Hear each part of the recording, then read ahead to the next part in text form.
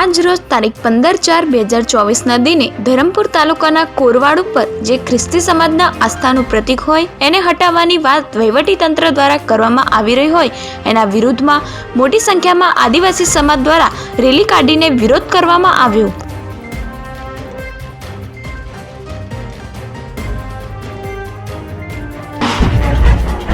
ભારત બિન સાંપ્રદાયિક દેશ છે। સંવિધાનમાં ભાગ 3 અનુચ્છેદ 25 કોઈપણ ધર્મ પાળવાની પ્રચાર કરવાની સ્વતંત્રતા, અનુચ્છેદ 26 ધાર્મિક બાબતોનો વહીવટ કરવાનું સ્વતંત્રતા, અનુચ્છેદ 27 કોઈ ખાસ ધર્મની અભિવ્યક્તિ માટે ભરવાના કર અંગે સ્વતંત્રતા, અનુચ્છેદ 28 અમુક શિક્ષણ સંસ્થાઓમાં ધાર્મિક શિક્ષણ આપવા અથવા ધાર્મિક ઉપાસના હાજરી અંગે સ્વતંત્રતાનો અધિકાર મળેલા છે, જ્યાં તમામ લોકોને કોઈપણ ધર્મ પાળવાની છૂટ આ દેશના બંધારણે અને બંધારણ લખનાર બાબા સાહેબે આપી છે।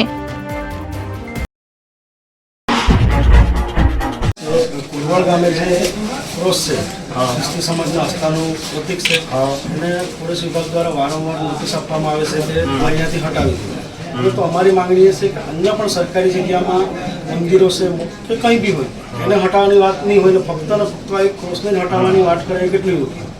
એટલે અમારી ફોરેસ્ટની જમીનમાં છે પણ સાહેબ ગામ પંચાયતની જગ્યા છે અને 5મી અનુસૂચિ વિસ્તારમાં આવતી જગ્યા છે અને ગામના લોકોને કોઈને વાંધો નથી। કોઈ એક વ્યક્તિ ફરિયાદ કરે અને એ ફરિયાદના અનુસંધાને હટાવવાની વાત કરે એ બિલકુલ સાહેબ અયોગ્ય છે। એટલે અમારી આપ સાહેબની વિનંતી સાથે માંગણી પડશે કે એ ક્રોસ ત્યાં જ રહેવા દેવામાં આવે, કારણ કે 2008માં એ લોકોએ જે લગાવ્યું છે ત્યાં એ આસ્થાનું પ્રતીક છે એમનું, અને લોકો ત્યાં પોતાનું જે કંઈ માંગણી હોય તે માંગીને ત્યાંથી રવાના થાય છે। એટલે એ ક્રોસ ત્યાં જ રહેવા દેવામાં આવી અમારી માંગણી છે આપ સાહેબ।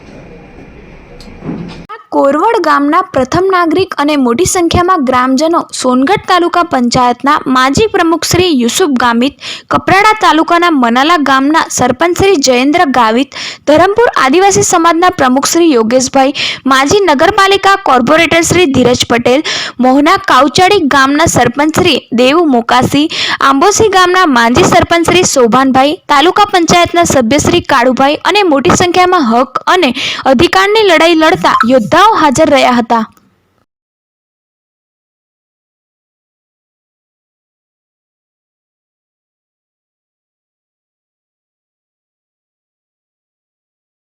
આજ રોજ તારીખ 17/4/2025ના દિને ધરમપુર તાલુકા ખાતે વાંસદા ચીખલી ધારાસભ્ય શ્રી અનંત પટેલની આગેવાનીમાં યુવાનો માટે રોજગાર ભરતી મેળાનું આયોજન કરવામાં આવ્યું હતું।